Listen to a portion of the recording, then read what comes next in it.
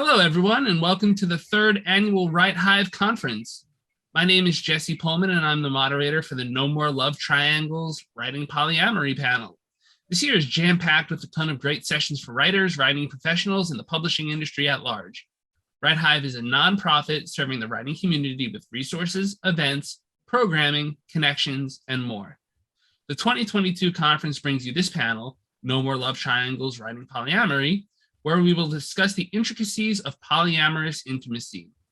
If you want to dig through the WriteHive archives for similar content to this topic, you can check out the Emotional Connection panel from the WriteHive 2021 convention, as well as the July 2021 edition of WriteHive's Word Nerd podcast, Writing Asexual and Aromantic Characters. With that in mind, I'd like to allow everyone to have a chance to introduce themselves. Okay, hi, my name is Beatrice Iker. I am a writer and poet originally from Tennessee, and I now live in northern New England. I love the snow. I have short fiction out or forthcoming in Fire magazine, Fantasy magazine, Nightmare magazine, among others. I primarily write horror. Yeah, that's it.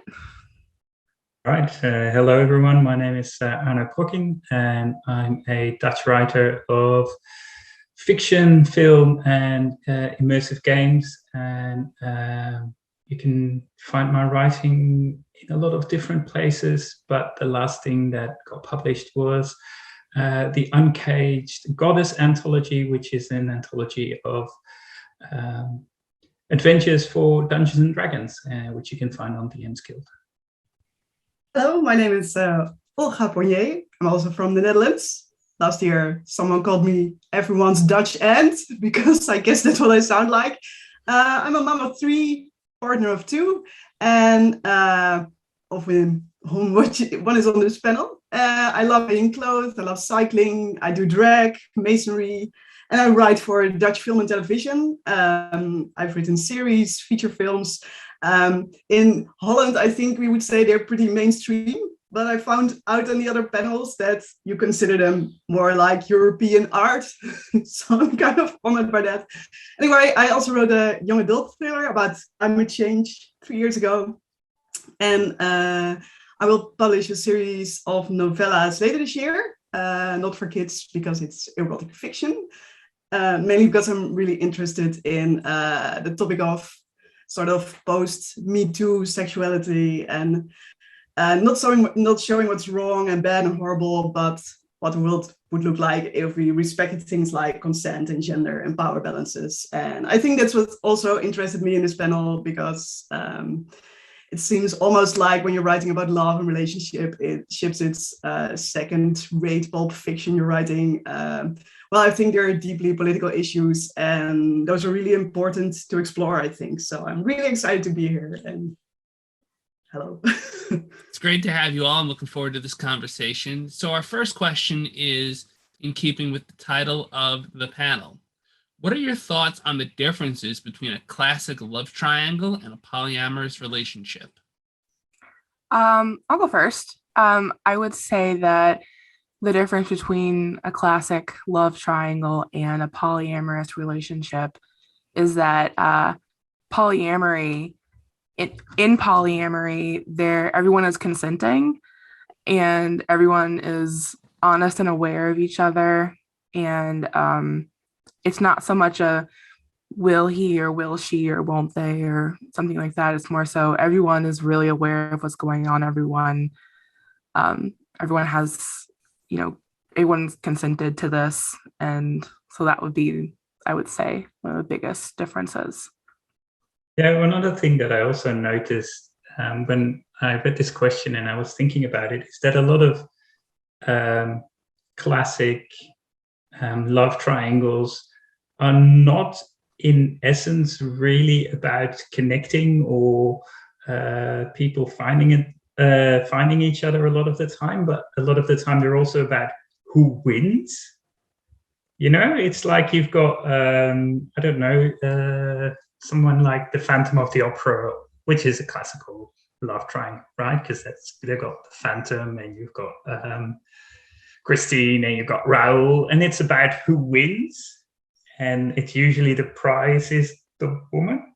I know, I think the Hunchback of the Notre Dame in Disney has the same thing. It's about who eventually wins. And I think it's a shame because there's so much more to write and to discover in writing about relationships and writing about people connecting in all sorts of different ways. And I think that's where the power of the polyamorous relationship really shines.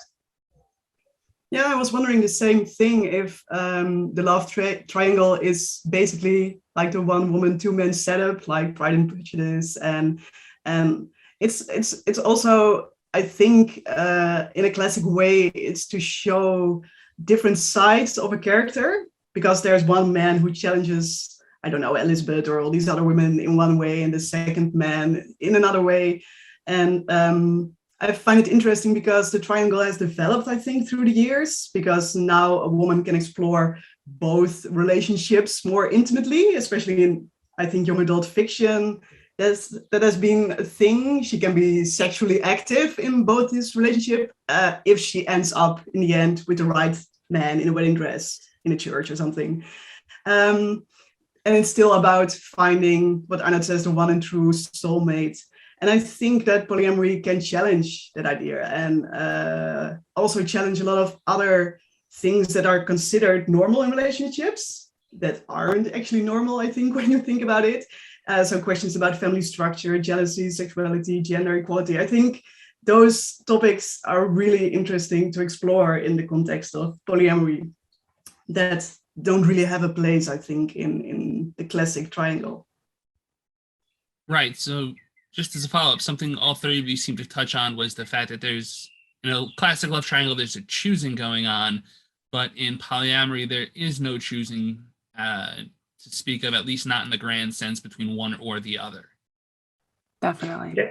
Yeah, I think that's a main difference. I think that, there's always choosing whether someone, whether you connect with someone, but it's on the merits of the relationship itself. So they're on different merits. Whereas in the love triangle, the classical love triangle, it is one or the other. And so often you go, well, you should look at them separately and see whether each of them has their own merits, maybe.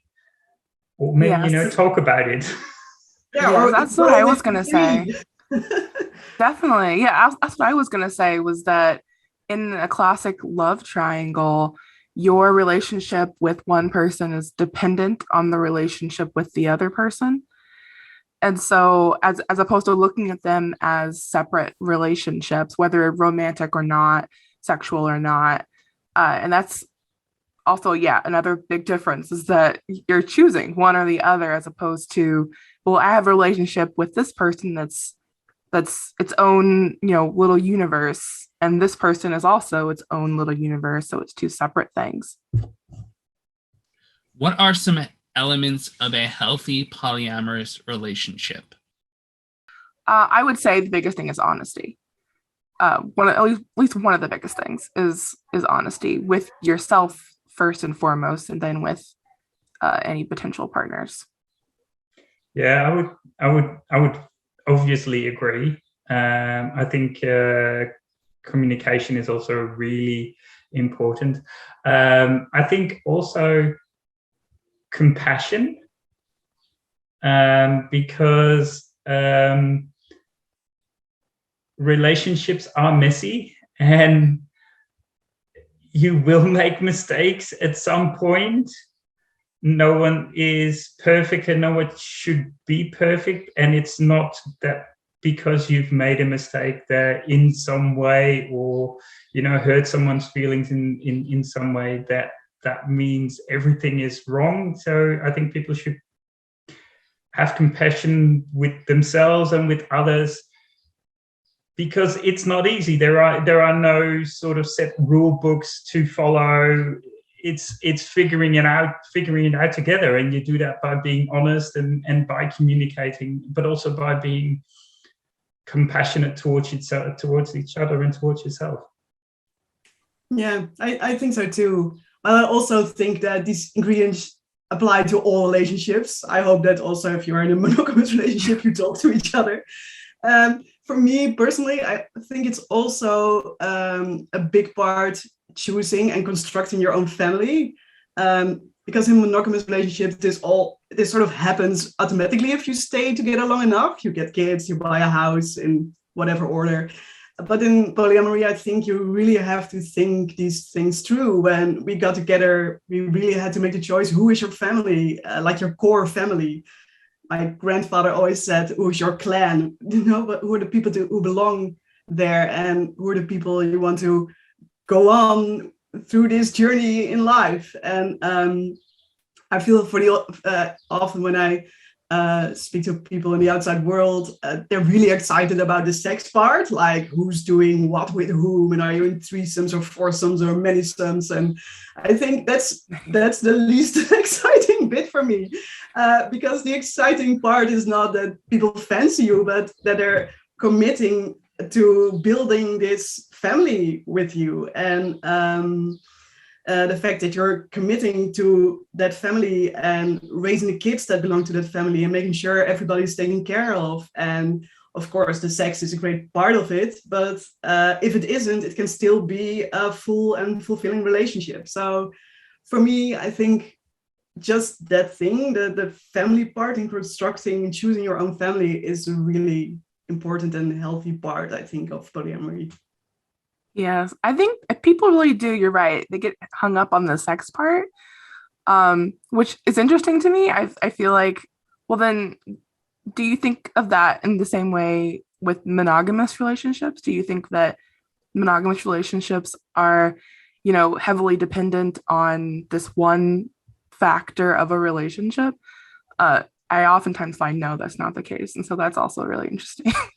Yeah, I once heard somebody say, and I think that's true, that sex is the only thing you can measure in a relationship. You can't measure love, you can't measure dependence or anything, but you can measure sex. You can say it's twice a week or whatever. So it becomes really a thing where people measure their relationships just by intimacy. But I think that's such a shame, because there's so much more to it than that. And you can really have fulfilling relationships and loving relationships without sex. So why do you feel it's important to write these stories?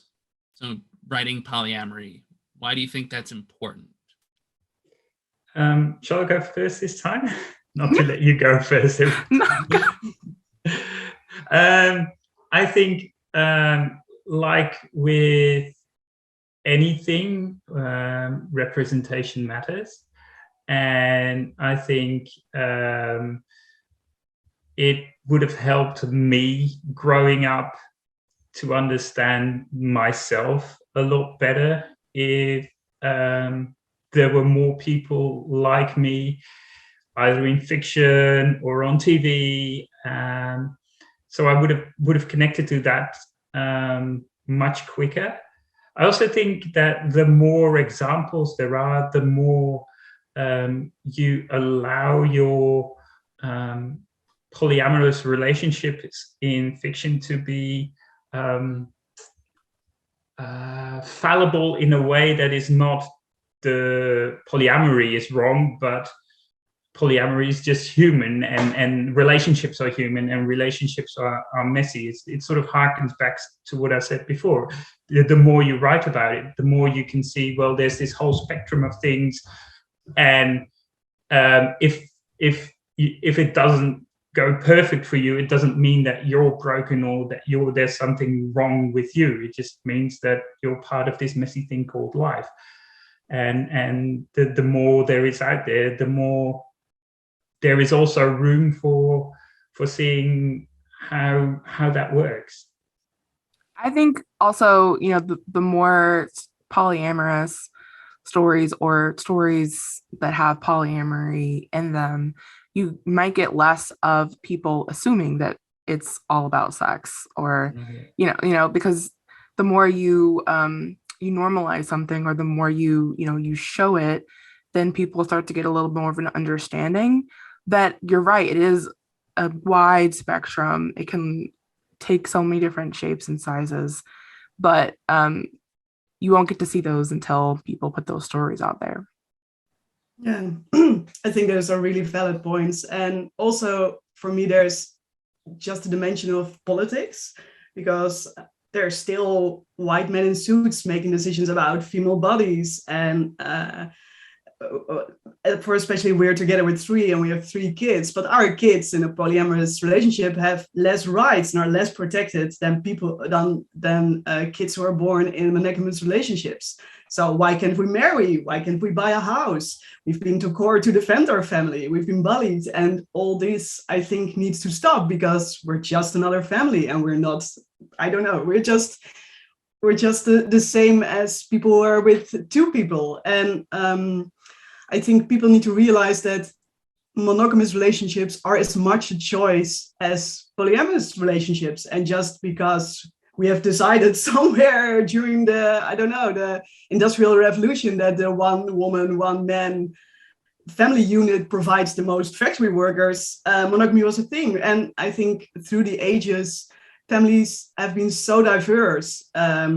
I don't know if you have any kids, but if you have tried raising kids with 2 people, it's really exhausting. There's a reason that for centuries, the families have been bigger, or have been more diverse than they are at the moment. And also, there's this saying that there's more women practicing and choosing polyamory than men. And I think there's a reason for it, because in our family, I feel I have a lot more freedom just to write and to have a healthy work and family balance. So I think what Arnout is saying, that if you see that these relationships are also valid and also just as normal as any other relationship, I think it's very important also for policies, and just to get equal rights for families like ours. And because in the end, I think we should be able to choose who we love, and not the government above us who thinks the most efficient unit is the one man, one woman unit. So for me, that's also a really important aspect of this. Definitely. Art is political, so I think just by having this in our stories, we are also making a statement. Yeah, exactly. Completely agree. And I'm really sorry to hear about that court stuff. That sounds awful. I'm sorry. Yeah. All right. Question number 4. We're getting a little more technical here now. What is a polycule? And what thoughts do you put into shaping them in your writing? I personally, for me, I see it as a interconnected web of relationships. It's the group of people who are connected in some way or form with each other, who have chosen to form a chosen sort of family, a interconnected sort of unit that have made the conscious decision to be together in some way or form, or connected to each other in some way or form. That's what I would describe as a polycule. I think for me personally, that depends a lot on what kind of story I'm trying to tell, and it also depends on what the theme of the story is that I'm writing, because I do write a lot out of theme, and I do want that reflected in most of my characters, and so I would probably shape whatever polycule I was writing about. I would shape that to reinforce an idea or an important part of whatever theme I was writing about. I don't know if that makes sense, but yeah. Yeah, I think you can also use it, you can see it as a kind of reflection of your main character, if there's a main character, because in a polycule, I don't know, you can choose many different ways, I think, to use that. But if you have one main character, you can use all these characters to challenge somebody, because you're not building a sort of real relationship, you're building a story. So you need to challenge your protagonist or your protagonists if you have more than one. So if I look at my own relationship, I think the beautiful thing about polyamory is that you're connecting, but also fighting with all lovers involved in a different way. When I fight with Arnout, who's sitting there, I have different fights with him than I have with my wife. So I think I challenge Arnout in my own very special way. And I think that's the thing to remember if you're constructing a polycule. It's not all these relationships are different, and they're all sort of communicating with a different part of your character. So think about that. What do all these people add? Where do they click on? What are the things that, I don't know, cause explosions between them? Because that's a great thing about a polycule. It's basically, I don't know, all aspects of your character in different people. I like to think of it as like a conscious network. You know, like everyone maybe plays a different part, or you have relationships with different people, and they, like you said, they impact you differently depending on whether you have a conversation or a disagreement with this person versus the other person. When it comes to how I shape that in my writing, I think that I first have to think, okay, each of these people has to serve a purpose for the plot, has to move the plot forward in some way.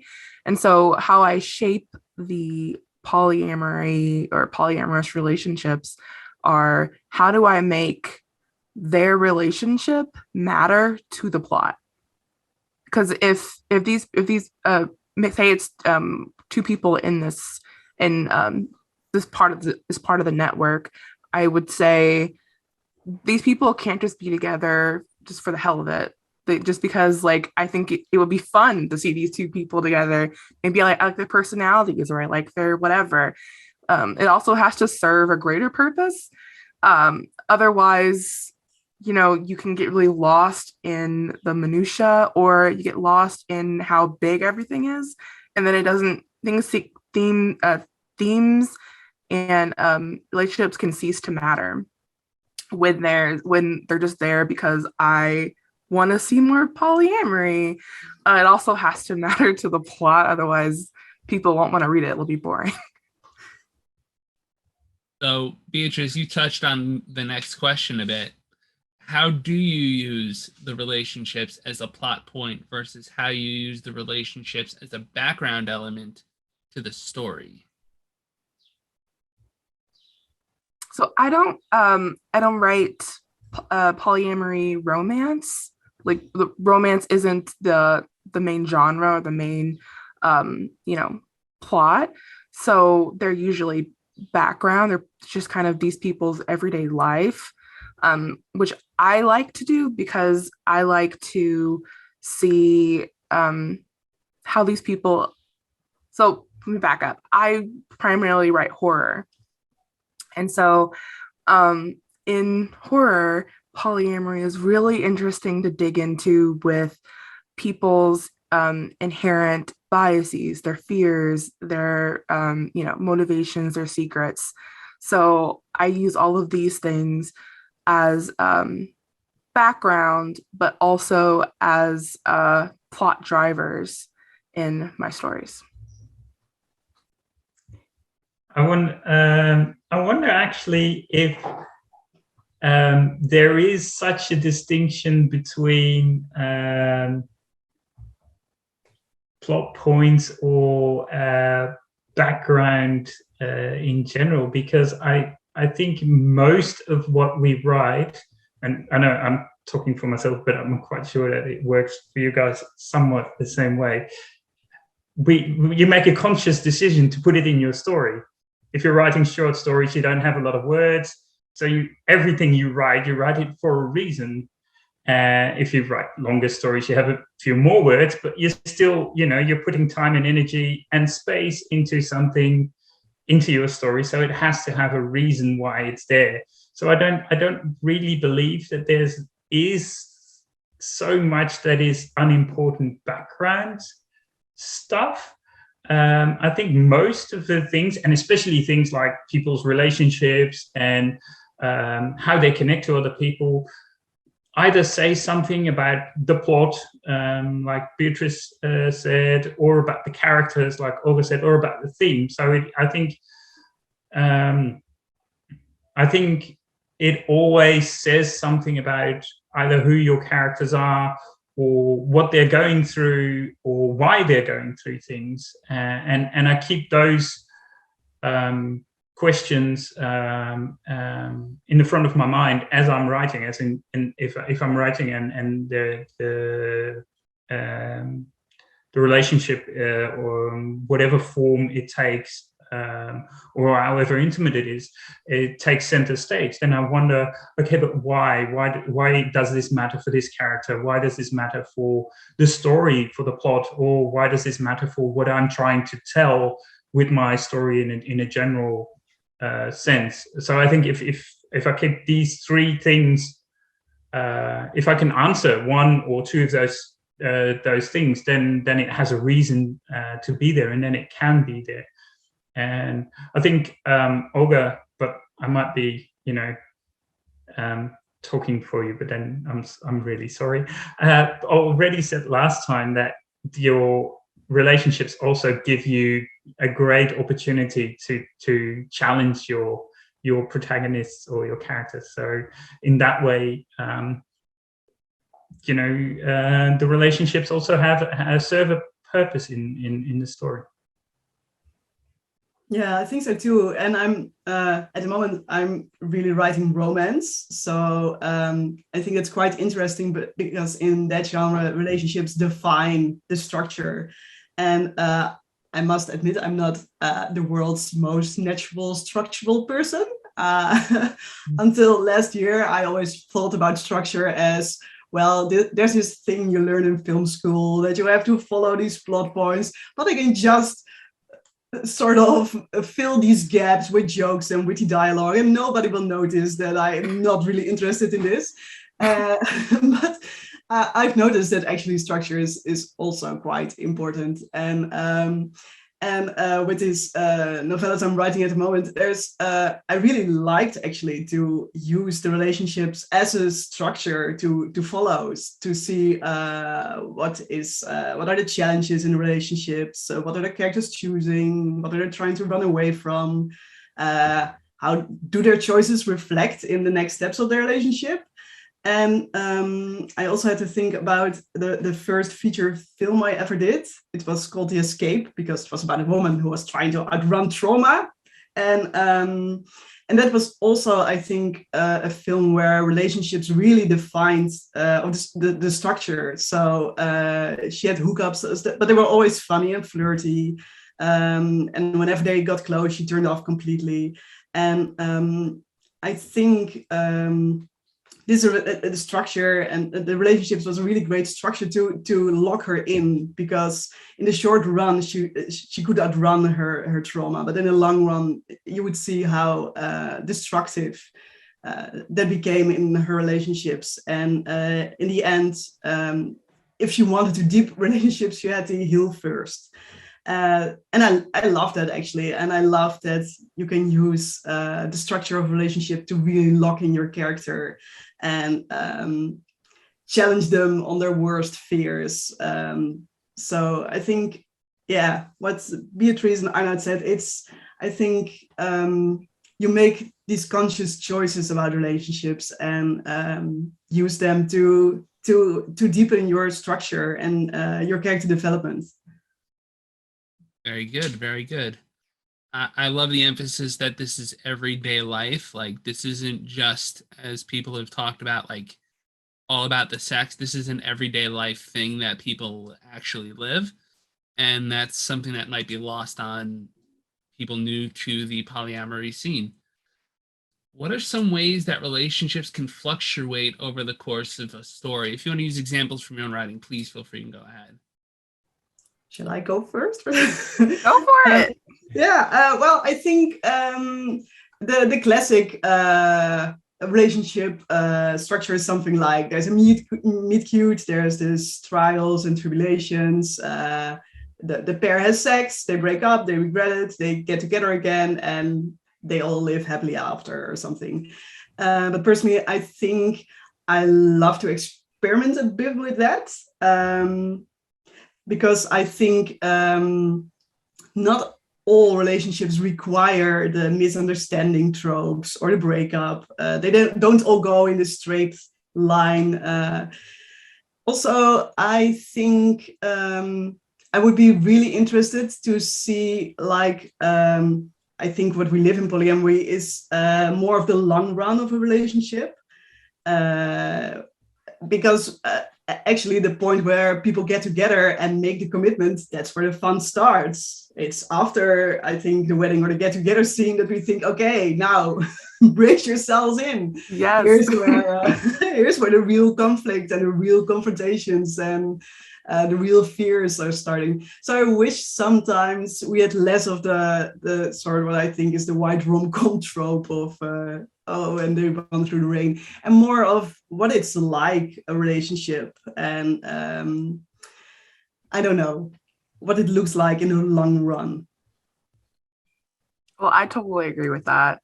I love stories, specifically romance, like genre romances that begin, the story begins after the couple has been together, after, usually they're couples, after the couple has been together for a while or after they're married, because once you kind of settle into a relationship and you've been there for a while and there's no I'm not sure how this person feels about me yet, or I don't know how I feel about them yet. This could be a long-term thing. It could be a fling. I'm not sure. After you get past that stage, you're totally right. It becomes a different relationship because you have both said, okay, we're going to commit to this long-term, whether that's marriage or not, whatever the characters decide.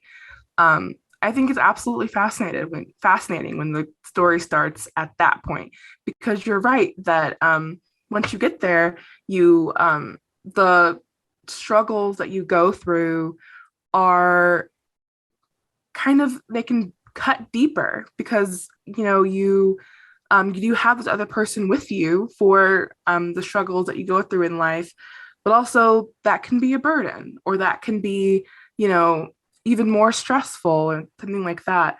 So to your question, Jesse, I would say relationships start, stop, fail, plateau, go really, really great for a long, long time, and then crash and burn all of the time, polyamory relationships included. And so including all those ups and downs in a relationship over the course of time is super fascinating, and that's what I'm really interested in writing personally, is those kinds of relationships that are longer term, and how the people deal with very real life challenges. Very real. I write horror, so it's oftentimes not real life. It's very supernatural sometimes, but you know what I mean. Like, this isn't like you said, a meet cute of these two strangers. These are we've been together for 15 years, and all of a sudden a vampire is outside. What's going to happen? I think that's really cool.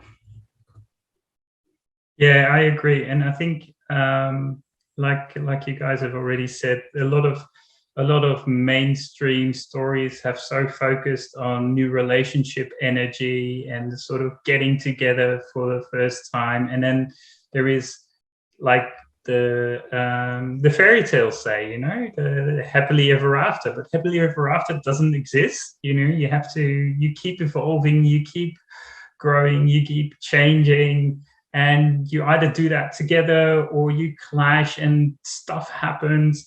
And that works indeed for both monogamous relationships or polyamorous relationships. And I think there's so much that is still to be written about and to be explored. And there's so many different phases in life that are also so interesting that it gives so many opportunities. I was just, as we were talking, I was thinking there's, like with normal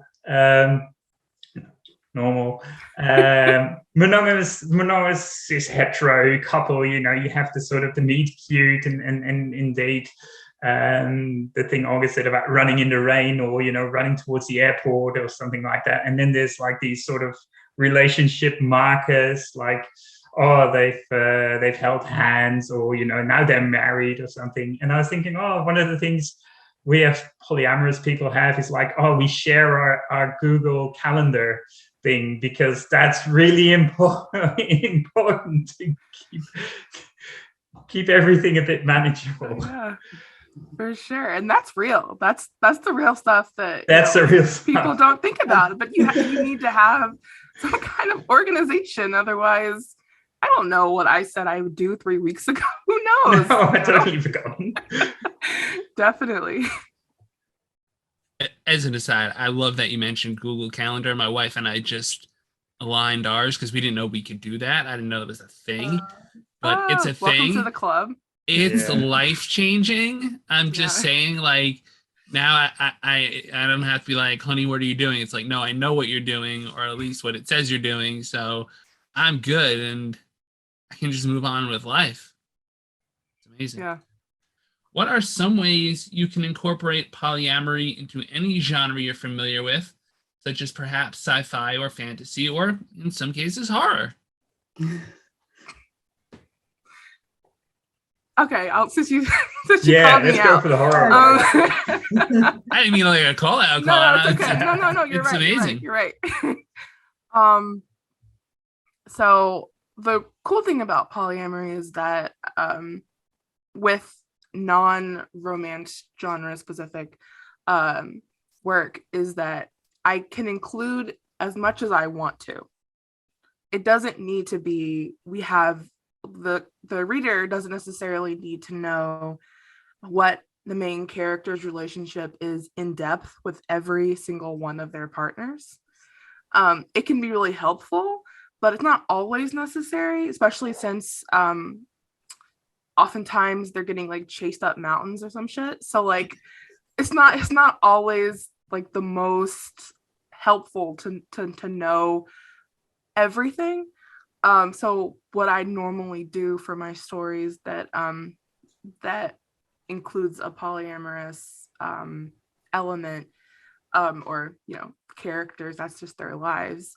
I really like to show everyone together at least one time in the story to show it's not usually like a dinner party type of a thing. It's more like let's all go out to the park with our kids. Let's all go out to do something normal. And I feel like in those scenes I can really show the interconnectedness with everybody, the adults, the teenagers, the kids, the elderly people, everyone. You can really see of kind of like a family reunion of everyone getting together. And in those scenes, I often find I can carry the threads throughout the rest of the story before and after, actually, because I can show you a couple of characters in the beginning and I show you their relationship, and then we get to the scene of, oh wow, this universe is much bigger than I thought it was, and then we can move on and I can show you more strings. So that's usually how I like to do it. Okay, do you want to go? Yeah, I think for me, I think I sometimes miss it a bit that especially at the moment I'm writing a lot of romance, and I'm sort of missing a bit the fantasy and the science fiction side of it, because what I wrestle with in Dutch at least is for starters, it's not the most romantic language that exists on the surface of the earth. That we really have, I think, the most horrible words ever for everything that has to do with love and sex. But also our language is very gendered. So I don't believe in the binary, I believe in the spectrum, but it's really hard if you're writing these realistic romances, that this is the language and the constructs that you have to use to write something new. So I find myself inventing new words. I always use this example that our pubic hair in Dutch is called shame hair. I think, who calls that hair shame hair? That's so horrible. And that's just for starters. I think it's going worse from there. So in realistic fiction, I really struggle with the words that we have and the constructs that we have. And I think the great thing about fantasy or science fiction is that you can play a bit with that and let it loose and invent a whole lot more words that you can use. And also, I think also take social issues that we have in the real world and exaggerate them, or I don't know, in a way play with them that reflect on the real world, but isn't one-on-one what it's like on Earth at this moment. So I think genre in that way is really great to explore topics like this, because you can go anywhere. Yeah, I agree with that. And I think the thing with science fiction, and both science fiction and fantasy, is that it's you're completely free to do your own creative thing with it and to tell your own creative things with it. And there was this thing where people said that science fiction is looking forward to a future that might or might not be, and that fantasy is looking back towards a past that never comes back. And I don't think I believe that. I think they're both tell different sides of what it is to live now. And I think the science fiction works often in sort of making issues that we are dealing with now, making them bigger and how do you call it, highlighting them, and then polyamory and different forms of relationship and different forms or different ways of looking at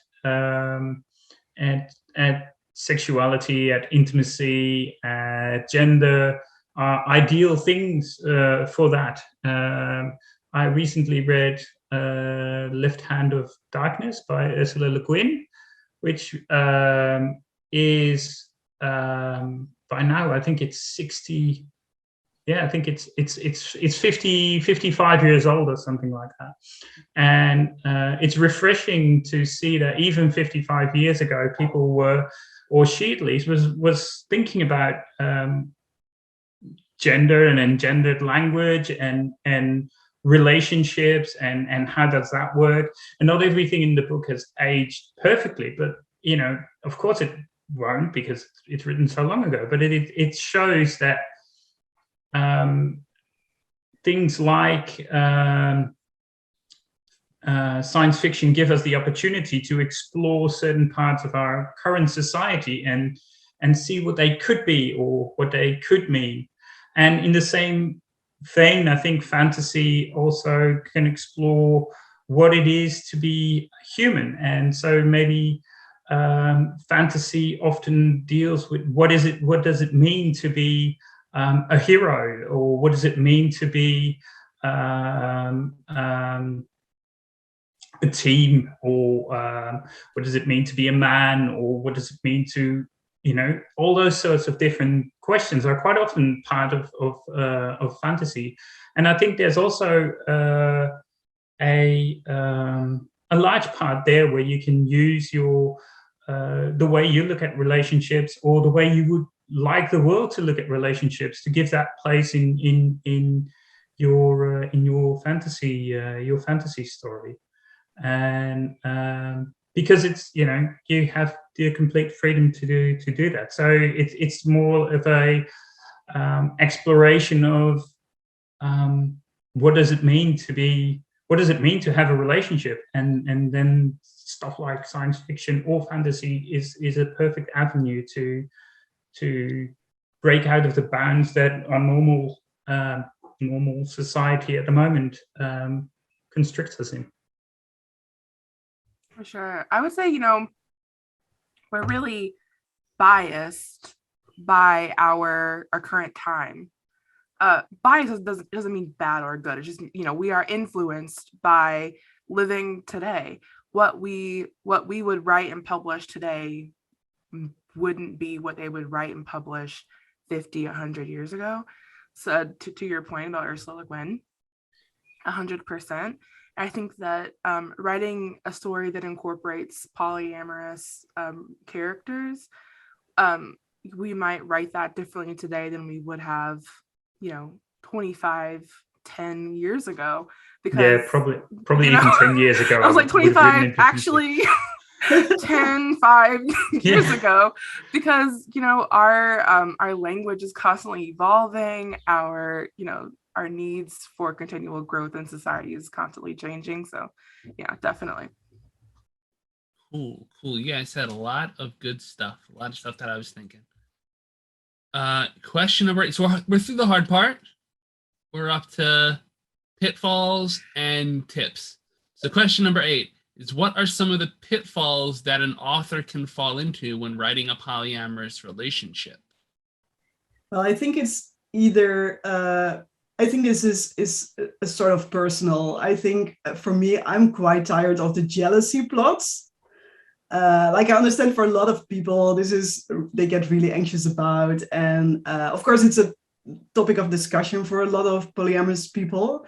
But it's not the only thing there is, and it's not a thing that defines polyamory. And so I would say, look broader than that. If I look at myself, I've wrestled with a lot of things over the last 10 years that we've been together. So with being too much independent, and with shame for my masculine side, with non-acceptance of the outside world, with abuse.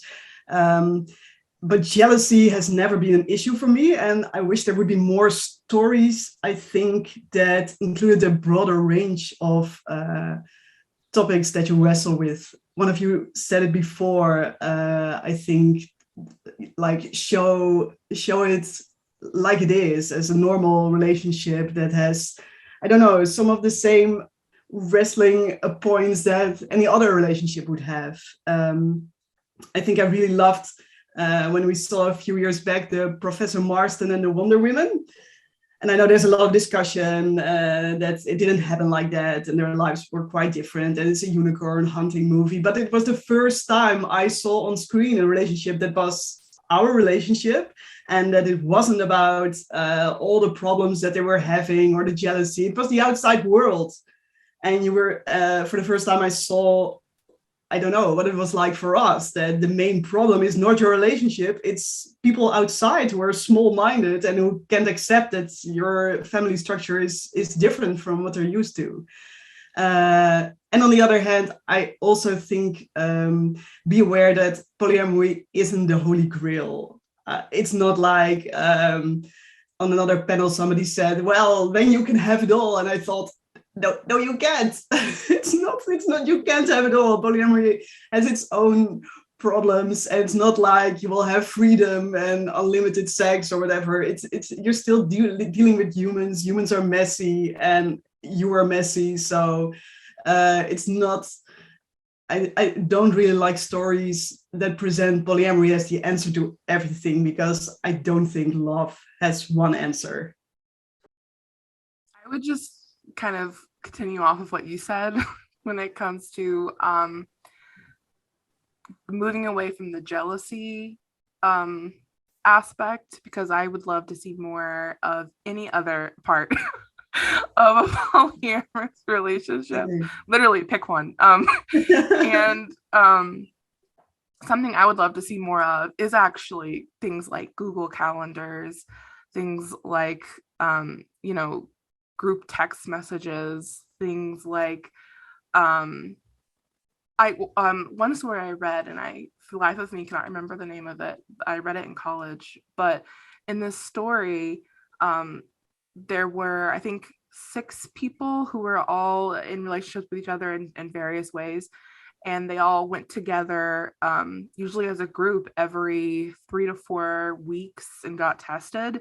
And it was just like a very normal part of their like month. They did it every month. And it was just, and it wasn't weird. It wasn't stigmatized. It was like, this is the thing that we do. This is something that's important to us. So we're going to do it. And I wish there was more things like that. I kind of, yeah, I think I wish people would kind of get away from the jealousy thing and from the sexual thing specifically, and show other parts of life.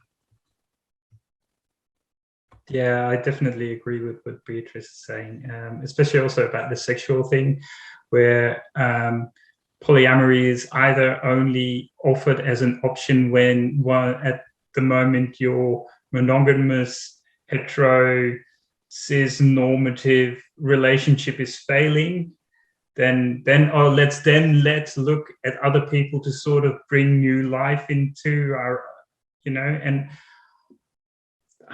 that's done to death, and it's sort of disrespectful for people who are trying a different type of relationship. And also, like you said, there's so much more to polyamory. There's so much more to relationships than sex. I mean, it can be a great part of it, but it doesn't have to be. There's enough asexual people who are having wonderful, loving relationships that are also worth writing about, and that have their own dramas and their own conflicts and interesting things. And so I wish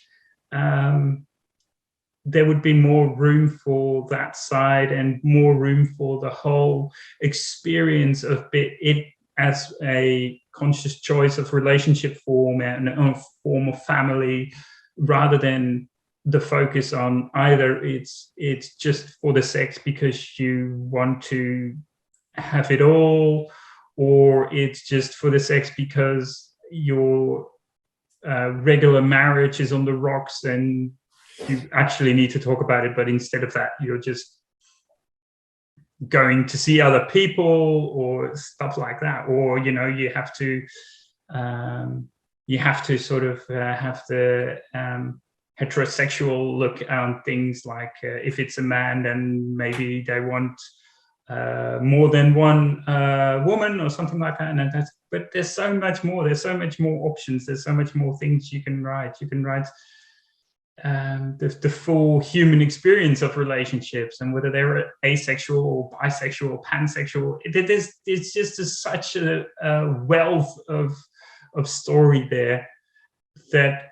And I find it such a shame that so many mainstream stories that are finally writing about polyamory are still very much focusing on that one thing. So if you're writing that, I would, as a pitfall, I would say don't do that. Just write about, about relationships and conflict and drama and stuff and everything, and not just one thing. What's one lasting tip that you can think of that would be helpful for those creators out there looking to explore writing polyamory? And if you have more than one, we can take more than one. I have one. I have one very important one, and I want everyone to pay attention. Go and find someone or someones who are polyamorous and just talk to them.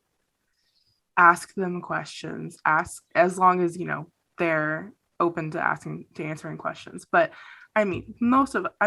ask a bunch of questions. Where did this come from? How do how would you feel if your children were to do this? Most of us, by the way, would be like, I hope they're happy. But like things like that, where it's like, even questions that you might think are stupid, ask them anyway. I don't want anyone to be afraid of asking questions, to be afraid that, this is a question that I'm sure they've answered a million times. Well, ask me anyway, because I don't want this to be stigmatized. I don't want potentially bad representation. So my my tip is to find someone or someones who are polyamorous and who are willing to talk to you and be open with you and ask them a bunch of questions, as much as you can, as much as they're willing to answer, just everything. Yeah, I totally agree with that. That was actually what I was wanted to say as well. Sorry. No. It's perfect. I mean, it's a good thing we all agree on this. One of the things I would say is like talk to people, and a lot of people are happy to talk about. I mean, of course, ask if they're happy to talk about it, because there's also a lot of people that might not be happy to talk about private stuff, but there are also a lot of people that are. We for a while we did interviews with people who had a relationship that differed in any way or shape or form from the norm. So from asexual people to people who were into kink or polyamorous people, we looked into as many different relationships as possible, and each and every one of those interviews was so I learned so much, and it was so enriching to talk to people and to see other people's experience of life and how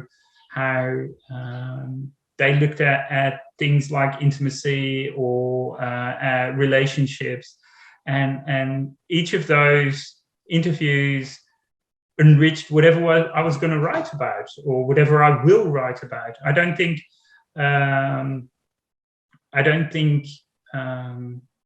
there's some people that it's a bit like with sensitivity readers, where some people go, oh, you shouldn't use sensitivity readers because you can't write anything anymore these days, and that's bollocks. I know. Sorry, can I say bollocks on the air? Okay. Well, I've said a lot. I hope so. I didn't ask. My bad. Yeah. But every time I've used this sensitivity reader, and I've used them quite often because I don't have experiences in different forms of life, and I want to know, and I want to learn. Every time the story has gotten richer, because people have been able to share with me what they experience, and it's always made the story better. So my tip would also be talk to people and ask them what their lives are like, and you might find out that Google Calendar sharing is the greatest invention since sliced bread. Who would have known? It is. Yeah, that's great. I think I have two tips. One is, please write more about polyamory, because before this panel I was thinking about what are my favorite films on polyamory or my favorite books, and I can't think of many. There's short stories I like, and there's things in different films or series, and I think in America there's more, but in Holland it's really a fight to get something made that's out of the ordinary. So one would be, please write more, because I want to see more and read more about all your relationships. I think that would be great. And secondly, I think my tip would be that I really believe in author vulnerability. So I think the best stories are the stories where you dare to show yourself. Why do you want to write about polyamory? Is it something in your life that you're struggling with, or what turns you on in polyamory? What attracted you to polyamory? Or if it's not in your life, what is it you're curious about? Why do you want to write about it? And also, I think in this, explore your prejudices. Next to the book we were writing about relationships, I'm also working on a book about misconceptions about polyamory. So I just asked people and collected from our daily experiences these kind of prejudices and misconceptions about what people thought we were doing. And this was so interesting. I think I got 30 different prejudices, all from, I don't know, you're crazy in your head. What about your kids? oh, it's one man and two women. It's all about this man who can be satisfied. And I was breaking them down, and it was so interesting. But there were also prejudice from other polyamorous people, because also poly people have prejudice against other poly people. I have my own prejudices, and deconstructing them and really looking at them, I thought was a very enriching and vulnerable process. So I think every time you're choosing a topic like this, explore why it is that you're writing about it. Because I think when you do that, you can't go wrong, because you're showing a vulnerable and raw side of yourself. And I think those are the most interesting stories, you know?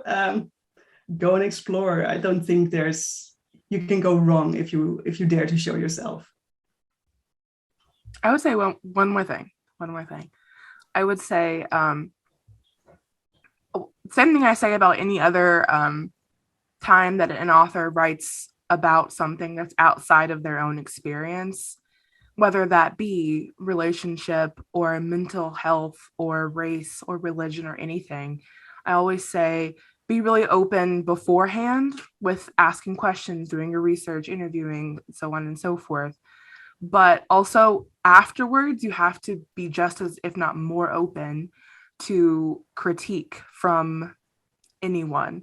That doesn't mean you have to take it all to heart, but it means you have to also, if I say your poly representation is harmful or is stereotypical or is whatever, then, and you're not polyamorous, then I have a little bit more of a knowledge than you do about these kinds of things. So I would say you have to be really open-minded and, like you said, vulnerable to learn and to be educated from people who know more about this subject than you. Yeah, Definitely. I totally agree with that. And I think one more thing I would add is also not to be afraid to write about it. Both in a way that you can and probably will get reactions saying that you're mad or that you're, bad for society or whatever.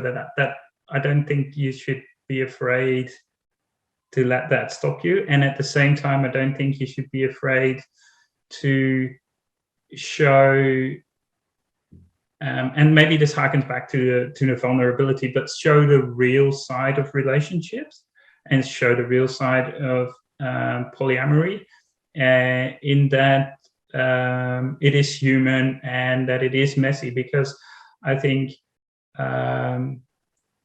if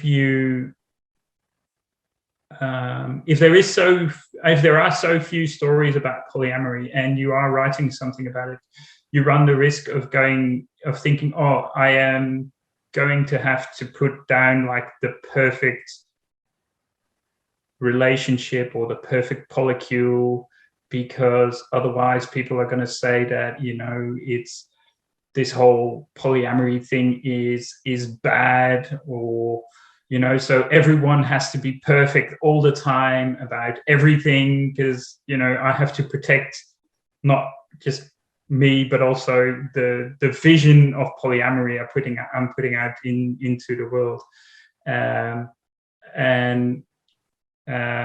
I think that in the long run it's worth more to have real stories and real relationships out there that people can relate to, rather than just picture perfect sort of like polished sort of like, ta-da, here's my perfect Disney version of this polycule. Everyone is always happy with everyone and they're always talking to each other and there's never ever any miscommunication because it's perfect. And I think in the long run, like, messy things happen, miscommunications happen, and that's where a lot of the story but it's also where a lot of the heart comes from. So don't be afraid to let that shine through in your story as well, because I don't know, perfect things are boring. That said, there will probably a Disney princess come in the coming years. That's Polly. Can't wait to see that. All right, so that brings us to the end of our questions, but does anyone have any thoughts that did not fit neatly into the envelope of a question that I've already asked? I don't think so. No. I just want to say that I really love that Beatrice combines horror and love, because I think Thank you. I think love confronts you with your deepest fears. So I thought that's awesome. Love and horror is like that's a perfect combination. Yeah, I agree. So much tension. Yeah. Alrighty.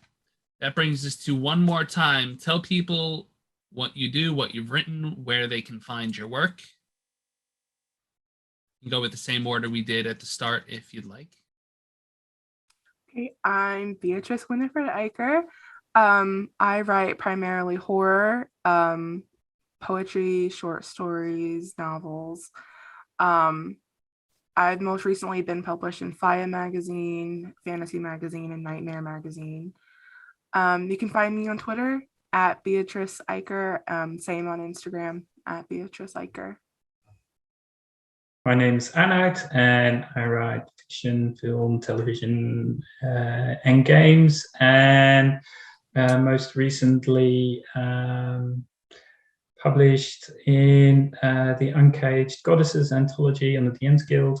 You can find me also on Twitter at Arnout Brokking, and on Instagram at It's Arnout Brokking.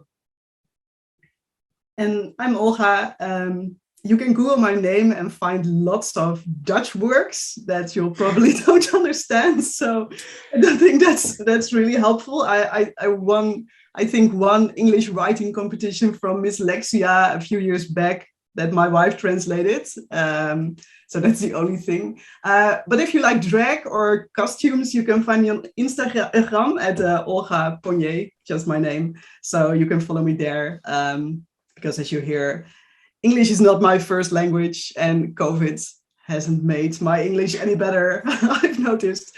So, but if you like images, let's become friends. I'd love to hear from you. So.